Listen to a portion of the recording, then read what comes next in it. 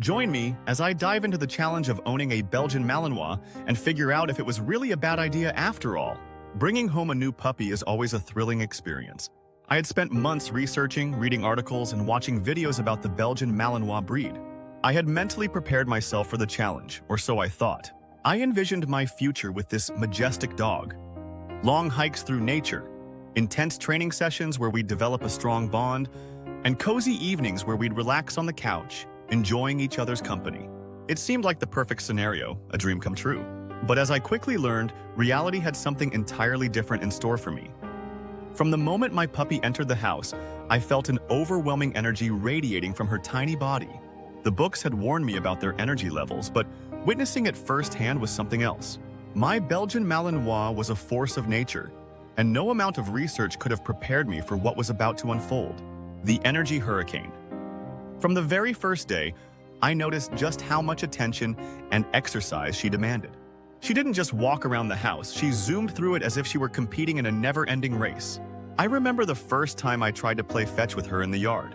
What I imagined would be a calm, controlled game of fetch turned into her racing around the yard like a whirlwind. She was incredibly fast, darting around corners and leaping in the air with agility that left me breathless.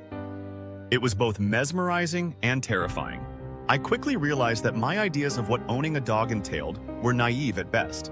This wasn't going to be a dog that would lie by my feet for hours on end, content with a few toys and occasional play.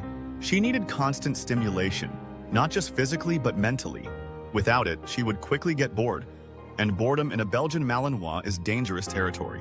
An endless supply of energy, and then some. I tried to tire her out with long walks, thinking that surely a long stroll around the neighborhood would calm her down.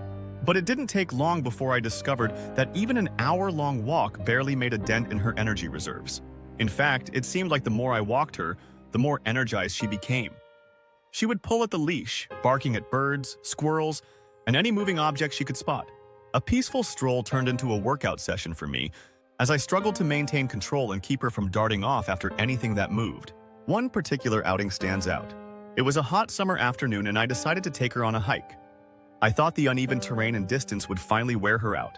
But instead of a calm hike through the woods, I found myself being pulled and dragged over rocks, roots, and dirt. She was relentless. Her sheer enthusiasm to explore every scent and chase after every rustle in the leaves was overwhelming. I remember vividly tripping over a branch as she bolted forward, sending both of us tumbling. And of course, she was unfazed, ready to keep going, while I lay there breathless, wondering how much longer I could keep up with her. The destruction at home. Exercise wasn't the only challenge. When she was left alone, even for just a short time, the destruction she would cause was jaw-dropping. Despite my best efforts to puppy-proof the house, she managed to find a way to chew, rip, and shred anything that was within her reach.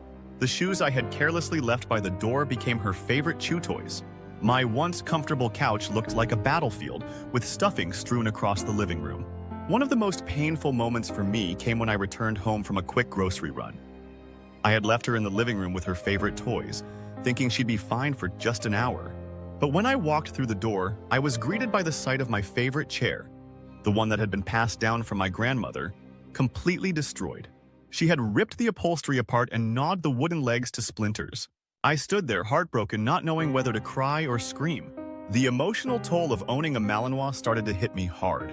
Training struggles and emotional defeat. I had always prided myself on my ability to train dogs.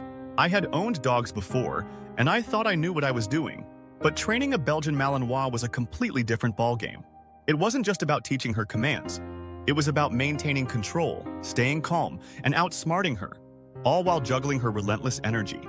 Our training sessions often ended in frustration, with me feeling like a failure. She had a mind of her own, and getting her to follow commands was a struggle. She was stubborn, independent, and seemed to test my patience at every turn. I remember one session where I was trying to teach her the sit command. She would sit for a brief second, then immediately stand up and start bouncing around again.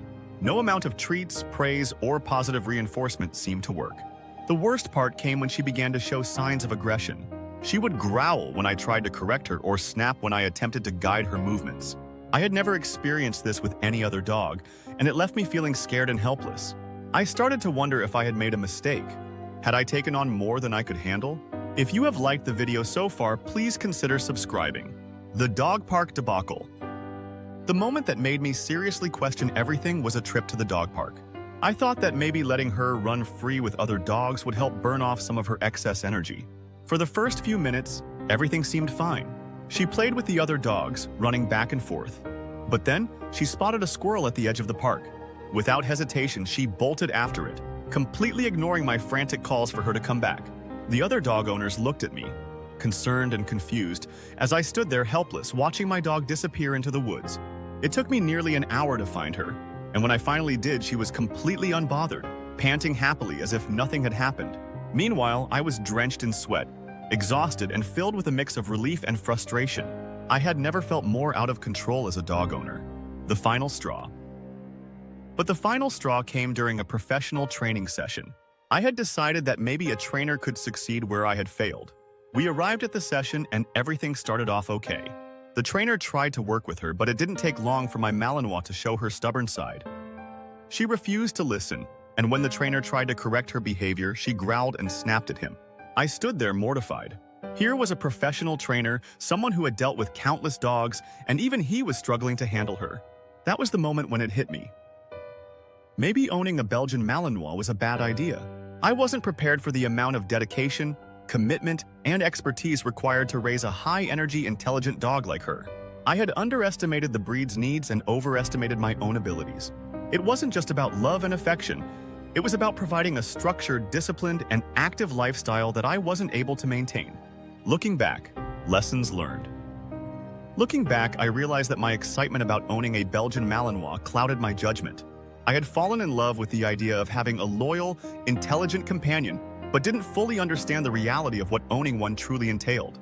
These dogs are not for the faint of heart, and they require more than just the basics of food, shelter, and exercise. They need an owner who can match their energy, who is committed to daily mental and physical stimulation, and who can handle the challenges that come with such a high-drive breed.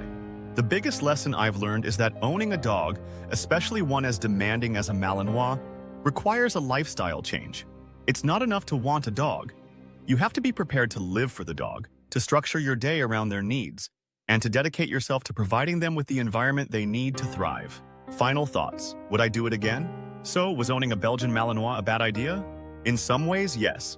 I wasn't ready, and I didn't fully understand what I was getting into. But would I change the experience? I'm not so sure. She has taught me more about patience, perseverance, and responsibility than any other dog I've owned. And despite all the challenges, I've grown as a dog owner. If you're considering getting a Belgian Malinois, make sure you do your research, not just on the breed, but on yourself. Are you ready for the commitment? Can you provide the structured, active lifestyle they need?